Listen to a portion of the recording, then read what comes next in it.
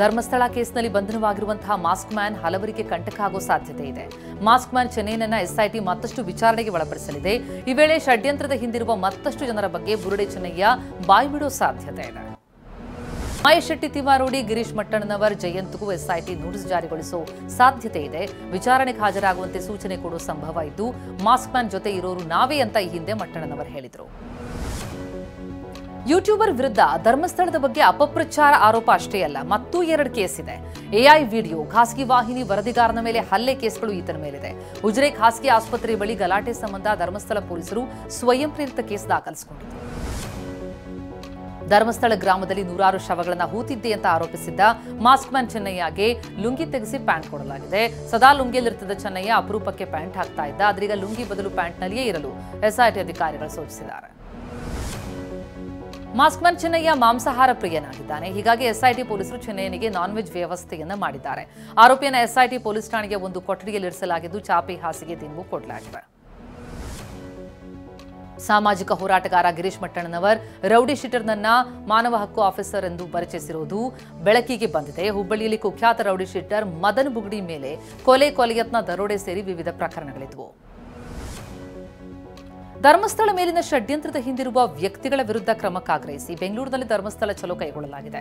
ಬೆಂಗಳೂರು ದಕ್ಷಿಣ ಲೋಕಸಭಾ ಕ್ಷೇತ್ರದ ಬಿಜೆಪಿ ಕಾರ್ಯಕರ್ತರು ಜಯನಗರ ಶಾಸಕ ರಾಮಮೂರ್ತಿ ನೇತೃತ್ವದಲ್ಲಿ ಯಾತ್ರೆಗೆ ಚಾಲನೆ ಕೊಟ್ಟಿದ್ದಾರೆ.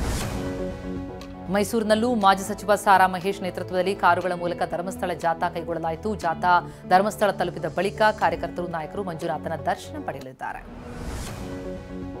ಸ್ಯಾಂಡಲ್ವುಡ್ನ ಪೋಷಕ ನಟ ಮಂಗಳೂರು ದಿನೇಶ್ ನಿಧನರಾಗಿದ್ದಾರೆ.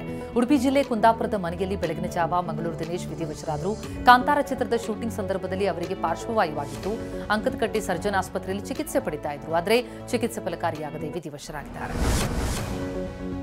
ಬೆಳಗಾವಿ ವಿಮ್ಸ್ ಆಸ್ಪತ್ರೆ ವೈದ್ಯರು ಮಹಾ ಎಡವಟ್ಟು ಮಾಡಿದ್ದಾರೆ. ಹೊಟ್ಟೆಯಿಂದ ಗಂಟಿನ ಶಸ್ತ್ರಚಿಕಿತ್ಸೆ ವೇಳೆ ಕರುಳನ್ನೇ ಕತ್ತರಿಸಿಬಿಟ್ಟಿದ್ದಾರೆ ಅಂತ ಆರೋಪಿಸಲಾಗಿದೆ.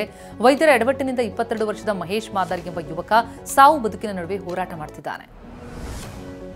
ಜಗದೀಪ್ ಧನ್ಕರ್ ಉಪರಾಷ್ಟ್ರಪತಿ ಹುದ್ದೆಗೆ ರಾಜೀನಾಮೆ ಕೊಟ್ಟ ಬಗ್ಗೆ ಅಮಿತ್ ಶಾ ಪ್ರತಿಕ್ರಿಯೆ ಕೊಟ್ಟಿದ್ದಾರೆ.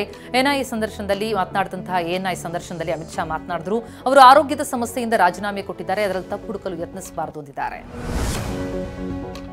ರಾಹುಲ್ ಗಾಂಧಿಯ ಜನಸಂಪರ್ಕ ಕಾರ್ಯಕ್ರಮಗಳ ವಿರುದ್ಧ ಕೇಂದ್ರ ಗೃಹ ಸಚಿವರು ವ್ಯಂಗ್ಯವಾಡಿದ್ದಾರೆ. ರಾಹುಲ್ ಗಾಂಧಿ ಜನರ ಮಧ್ಯೆ ಹೋಗ್ತಾರೆ, ನೀವ್ಯಾಕೆ ಹೋಗೋದಿಲ್ಲ ಎಂಬ ಪ್ರಶ್ನೆಗೆ ಅಮಿತ್ ಶಾ ಉತ್ತರಿಸಿದ್ದಾರೆ. ಮ್ಯಾನೇಜ್ ಮಾಡೋದಕ್ಕೂ ಕಾರ್ಯಕ್ರಮ ಮಾಡೋದಕ್ಕೂ ಸಾರ್ವಜನಿಕರೊಂದಿಗೆ ಸಂವಹನ ನಡೆಸೋದಕ್ಕೂ ವ್ಯತ್ಯಾಸವಿದೆ ಎಂದಿದ್ದಾರೆ.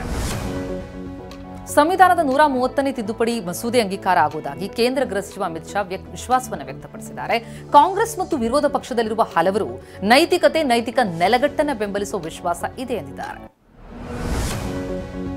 ಡ್ರೀಮ್ 11 ಜೊತೆಗಿನ ಪ್ರಾಯೋಜಕತ್ವವನ್ನು ಬಿಸಿಸಿಐ ಕೈಬಿಟ್ಟಿದೆ. ಭವಿಷ್ಯದಲ್ಲಿ ಬೆಟ್ಟಿಂಗ್ಗೆ ಸಂಬಂಧಪಟ್ಟ ಯಾವುದೇ ಸಂಸ್ಥೆಗಳೊಂದಿಗೆ ಒಪ್ಪಂದ ಮಾಡಿಕೊಳ್ಳಲ್ಲ ಅಂತ ಬಿಸಿಸಿಐ ಕಾರ್ಯದರ್ಶಿ ದೇವಜಿತ್ ಸೈಕಿಯಾ ತಿಳಿಸಿದ್ದಾರೆ. ಸಂಸತ್ನಲ್ಲಿ ಆನ್ಲೈನ್ ಗೇಮಿಂಗ್ ಪ್ರಚಾರ ಮತ್ತು ನಿಯಂತ್ರಣ ಮಸೂದೆ ಅಂಗೀಕಾರವಾದ ಬಳಿಕ ಬಿಸಿಸಿಐ ಈ ನಿರ್ಧಾರ ಕೈಗೊಂಡಿದೆ.